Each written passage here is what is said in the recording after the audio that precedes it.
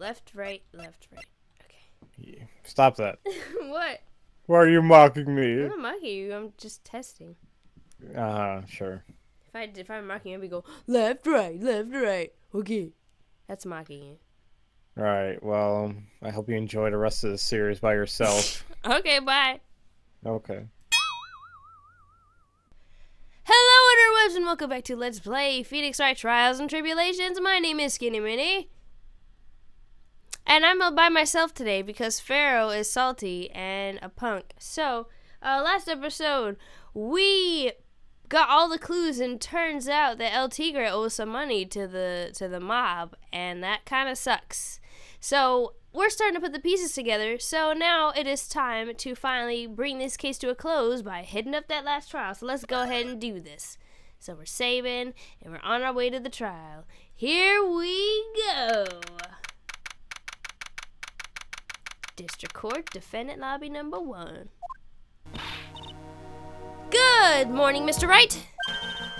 Good morning, Maggie. So, what do you think is going to happen today, sir? Yesterday's session didn't go so well, and then ended on a big giant mystery. That's true. That's true! Oh, hey, look! Welcome back! Oh, yeah.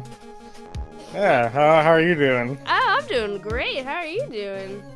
Good. Yeah, you still salty, aren't you? I still what? You still salty, huh? Shut up. That's right. And we still haven't solved a single part of it yet. Are you okay, Nick? Huh? Oh, yeah, of course. I saw that! The little flash of doubt in your eyes. No, that wasn't doubt. That was, determination. Why don't I believe you? Have you been playing Undertale lately? Spaghetti! It's nearly time, Maggie. You better get going to the defendant's seat. Roger. Don't let me down, Mr. Wright. I'm counting on you. Hey, pal! Oh, hey, Detective Gumshoe. Quit stressing Maggie out! She doesn't need that! How did you know she was stressed? I mean, besides, you know, being found guilty and all that, and going to court. Yeah, I mean, that was a stupid question. yeah. I was watching through the doorway. Oh. You look like you lost the case already. Show a bit of confidence, will you, pal? Here, maybe this will help. Did you just give us... Huh? Have you been taking up aromatherapy too? Wait, what, are you trying to say you gave us nail polish? I don't know. Oh.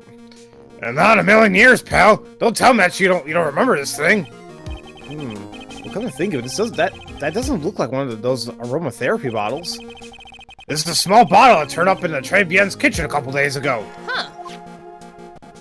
Oh, yeah. Oh, yeah, look at all these little bottles. They're overflowing. There's one bottle that's different from the others. Well, what do you know? We finally got the analysis results back from the lab. So, what is it? Is it the poison? I'm afraid not, pal. It's medication. Medication?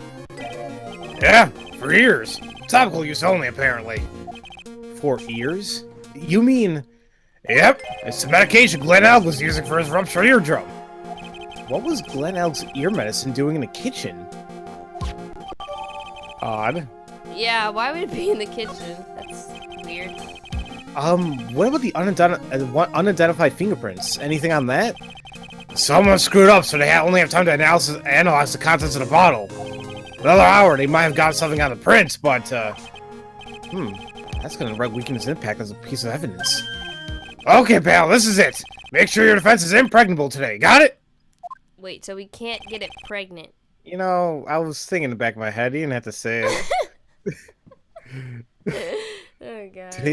Today's trial, I'm gonna expose that guy for what he's done, or my name isn't Phoenix Wright.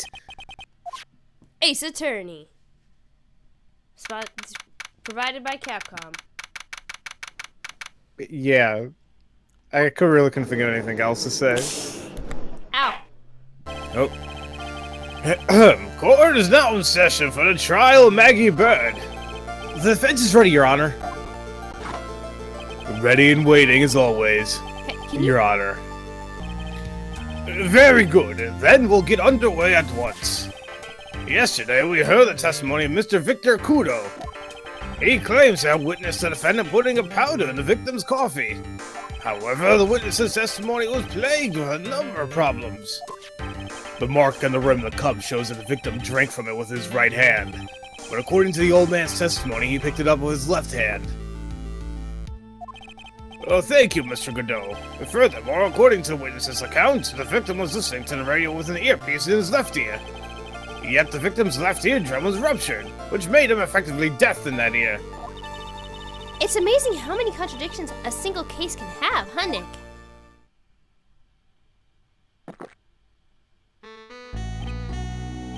Ha!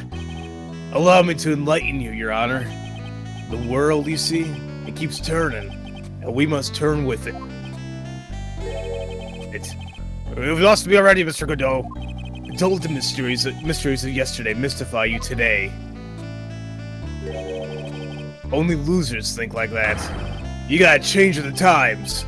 That's one of my rules. Are you implying that you'll resolve these contradictions? You know the answers to these. You know the answers to these riddles. The old guy wasn't just throwing seed in here; he was throwing us off the scent.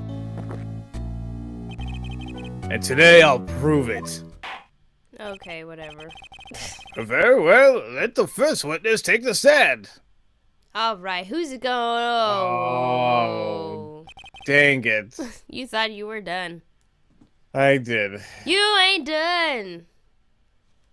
Damn it all! And you are? Oh, bonjour, everyone! Stop! Okay. No, not you. It's him. I wish. I hate that sprite when he's like, ooh, when he's shaking his belly. Yeah, it's not pleasant. I am Jeanna Armstrong, the owner and chef at La Tribulations restaurant. Enchanté! Everybody's like, what the f? Yeah, forgive me for asking witness, but are you a woman? Oh la la, monsieur. As you can see, I'm a pleasant, pecky gentleman, no? No, dude, you look like a lady. On the day of the incident, you were in Tribulations' kitchen. Isn't that right? With you, monsieur? Hmm? Anything feels right. Oh, don't smile, Kudo, when he says that. Wow, he's totally unfazed. Doesn't anything intimidate this guy? Apparently not. Who is mowing? Oh. Are you kidding me? Hold the phone. Oh, this is gonna be wonderful. Who the heck is mowing? I think I'm mowing. Okay, sorry. Let's continue. Very well. Your testimony, please, witness. Please tell the court what happened that day at Tribulations. Oui, volontiers. You do that French accent very well. I'm very impressed. Well, I hate saying the excuse that I took French before, but I'm a little familiar with it.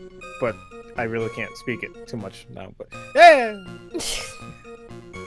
at Tribulations. When it all happened, there were just 2 customers in my restaurant.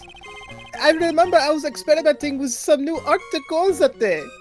Like having a large mirror between the tables, for example. Perhaps that is what the old man was looking at. La cup, la earpiece, la glasses. He would have seen everything in reverse, no? Mirror? Oui, en grand mirror. La most enormous mirror. But we didn't see that at the restaurant. Yeah. And suddenly the mystery disappears. No, it does. This still doesn't make sense.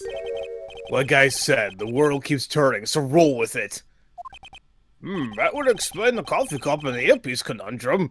The mirror would have made everything appear back to front. What the hell? It's way too early in the morning for this to be happening to me. Okay, it does not say hell. Oh, I use artistic creativity, improv. I don't know what the word I was going for. I know. That was Mr. Wright. He says worse too. He does. Now then, Mr. Wright, you may begin your cross-examination. Okay. Oh yeah. Okay, Skinny, take it from here. Okay, at le très bien. Okay, there is one part that here, hold on. The very last sentence, I think he talked about the earpiece and the glasses, because about the mirror. But even though I understand what he's saying, but that still wouldn't make sense because Kudo said yesterday, or I guess in a few episodes ago, that he had the earpiece and the other thing on the left side of his face. So even then, it's like he would have been wearing on the right side. But why would he testify if it was on? Why would he testify it was on the left then? So I want to present. Where is it? Oh no! I want to present Glenelg himself. Oh, okay. So present. Present that mug. I don't know where I got present from. It might be because from me. Oh. I was just editing videos and like you would not freaking get off my back because I said present one time. Oh, okay, yeah. That's Yeah. probably why. The coffee cup, the earpiece, and the HMD. Let's think back over Mr. Kudo's testimony for a second, shall we? He was wearing on the same side as the specs. No question. Left ear, without a doubt. So to summarize, we were told both the HMD and the earpiece were on the victim's left side. Now, if Mr. Kudo saw all that as a reflection in a mirror, it means both the HMD and the earpiece were actually on the victim's right side. Exactement. You see, monsieur. Now that you think about it, it's not so odd, no? Unfortunately, that's where we run into a monumental contradiction of the facts. If Mr. Kudo really did see everything in a mirror, why is it that the HMD is now on the wrong side of his head? Thank you. Order! Mr. Wright's correct. If the witness genuinely observed the victim reflected in the mirror, then we would expect the victim's eyepiece to have been over his right eye. How bitter. Trite, you should have tasted this bitterness. It'll calm me down in no time. Are we talking about your coffee or something completely different here? You don't understand the way that the witness thinks. How he thinks? You remember this, I presume? Well, the I broke the vase sorry apology I mean, Mr. Kudo's sworn testimony? Exactly. The old man has one very grievous habit, other than throwing seeds. The more of an impression something makes, the more muddled his mind makes it. And what's the most striking thing about Mr. Elg? Well, clearly it's the victim's eyepiece. And that's my point. The old man strikes again. Mr. Elg's HMD made a big impression on the old man.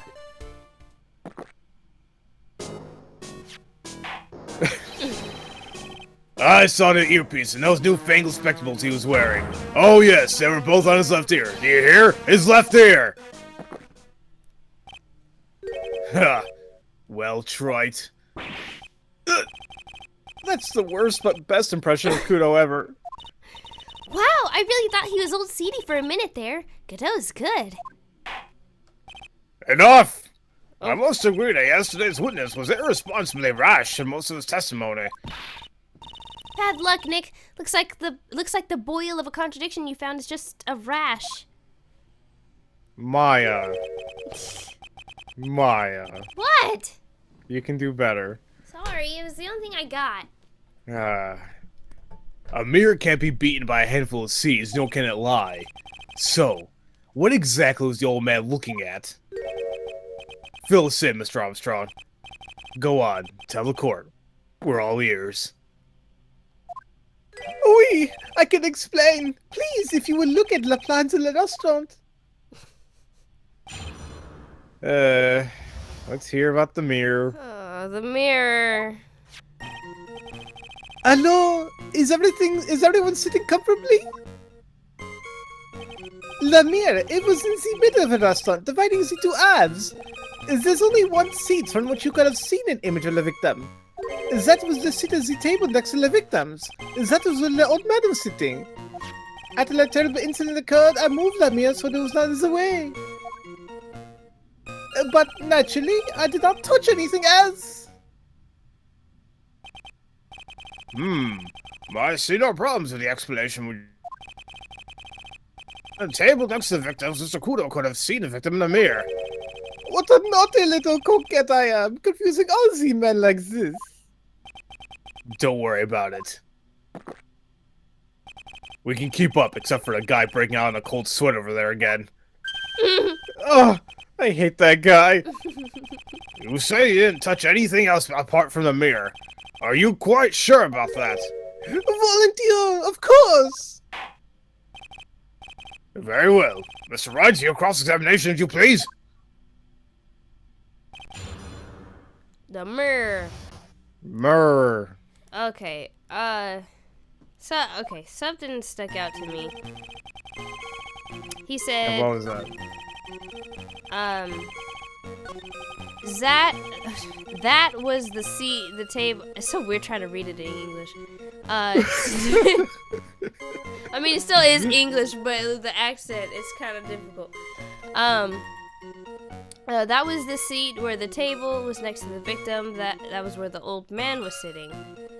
But something contradicts what, with the testimony, with our I can't talk today. Sorry, I ran today, so my brain is like kind of tired. But there's a piece of evidence that I guess contradicts this. Let's go to the crime photo if you remember. Where is the crime photo?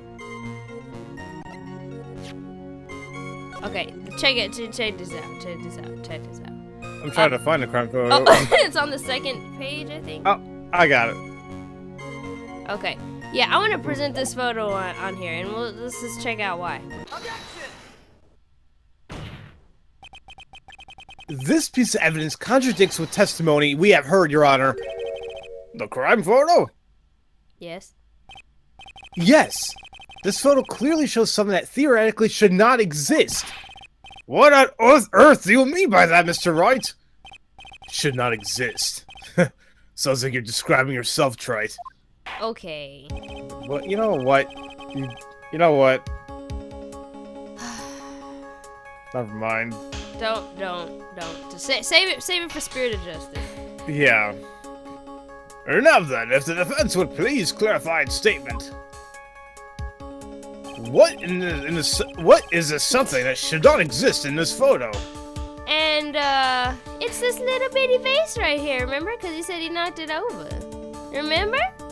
Why isn't it knocked over? So present. The one on the left, right? Yes. All right. Present. I think it's pretty obvious that this is what should not be in a picture. The face? What possible connection does that have to with this witness's testimony? Your Honor, I'm telling you that there should have been no vase on this table. Because it very clearly contradicts with this piece of evidence. Alright. You want to present Victor's testimony because... Hold on, where is it? I feel like this evidence is so cluttered. I like to organize everything. See, that's exactly what I was about to say. And I'm like, oh my god, there's so much freaking evidence, and like, I don't think this should all even be here. Can it be in categories? Or something. I mean, jeez. Anyway. When the incident occurred, I broke the vase at my seat. I'm sorry. So, this vase should have been broken. So, present that mug. There's one thing that was clearly demonstrated by yesterday's testimony. Mr. Kudo broke the vase that was on the table where he was sitting. And yet, as the court can see, this is an unbroken vase on a table next to the victim. Why? Because Mr. Kudo was not, in fact, sitting at the table next to the victim at all. Objection. Don't be an idiot, Trite. That's impossible. The seat's the only one where Kudo could have seen the victim's reflection from. Exactly! Ugh. There's only one conclusion we can draw from this contradiction. There's no mirror in Tribulations that day. Your testimony, Mr. Armstrong, is an elaborate lie. Mon Dieu! Don't try to confuse the court, Wright. Obviously, the witness cleaned up the vase, while the police were taking their time getting to their crime scene. Unfortunately, Mr. Kudo, that doesn't quite work for me. Mr. Armstrong already testified to the contrary. In his own words, I did not touch anything else except the mirror. Yeah, son. Well, witness, what do you have to say for yourself? I was right. There was no mirror in the restaurant that day. You sound like a dog. I mean, I don't know. In light of this revelation, we return to the original problem. Why does the victim have an earpiece in the ear when she couldn't hear? You only get one shot in life. There's no turning back. If you want to claim that the mirror wasn't there, Trite, then this problem's all yours. How do you explain that what the old man saw? If I can answer this, and I'll be that much closer to the truth. I can feel it. Are you going to be okay? Can you really solve this contradiction, Nick? There's more than just this one contradiction, Maya. What do you mean? Remember what Maggie told us? There was another man at the victim's table. And there was a sample CD on the victim's table. It all flies in the face of Mr. Kudo's testimony. And I think I know the reason why nothing in this case is adding up. Oh, get ready, guys. Well, Mr. Wright, let's hear your answer. Yes, Your Honor. The reason behind all the contradictions in Mr. Kudo's testimony is simple. You thought I was going to end the episode, didn't you? I was expecting it, yes. No, I'm actually going to keep going. Oh! Oh, shoot! Oh, shoot! Aw. Okay. All right. Maybe next time. We'll edit in a few. Alright, actually, Mr. Kudo didn't make a mistake. The ear doctor made... That's just complete BS. But there's a theme going around about phoniness, so maybe the victim was a phony. Here's a big fat phony! Hey! Hey! Hey! Here's a phony lives here! You hear that? He's a big fat phony! You heard me? You're a phony! I wish that guy made more appearances. He's so funny. Alright, but the victim was a phony. This case is riddled of contradictions. Yet, there's one very simple answer that clears them all up. And what is that? The incident Mr. Kudo witnessed and the incident the victim experienced were two completely different events. Huh? What? Yes! The victim that Mr. Kudo saw wasn't Mr. Glenn Elg at all. It was an imposter, a phony pretending to be Mr. Elg. Obviously, unlike the victim, there was nothing wrong with the imposter's left eardrum. That's how he ended up wearing the earpiece in his left ear by mistake.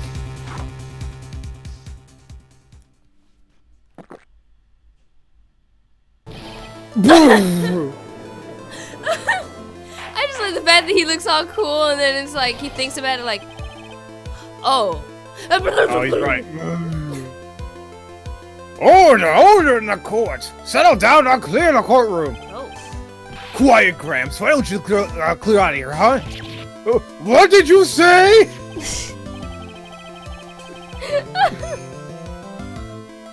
Trite. Are you saying that what Mr. Kudo saw was a setup? Yes. Someone pretended to be Glenn Elg and acted out the whole coffee poisoning. All for the express purpose of creating a witness out of one Mr. Victor Kudo. Get real, Trite. Why would anyone want to do that? Isn't it obvious? The thing Mr. Kudo was most insistent about was in his testimony was... And she brought a Javachino and she put something in it. And that's the serving girl, blah blah blah. Yeah, that was it. Yeah, It's so hard to believe, but There was one and only one reason to show Mr. Kudo this fake poisoning. To show Maggie Bird in the act of poisoning the coffee. Are you insinuating the waitress in the old man's story was a fake as well? It's true that there were no other customers in the restaurant at the time, but it's also true that Chef was there. He would have noticed what was happening. That's right. Well, witness, if your restaurant really was the scene of such theatrics, you would have known about it, correct? Oh la la, this is most difficult for me. No, it's quite simple. All you have to do is testify. You're under oath after all. Was there in fact a phony at Tribulations that day? The defense demands that Mr. Armstrong tell the whole truth about what happened. The defense's request for additional testimony is accepted. You will accurately explain in detail the events in the restaurant that day. We. Alright, but we will get that testimony in the restaurant in the next episode. Yay! Yay. Thank God. You're welcome. Oh God, I want this to be done.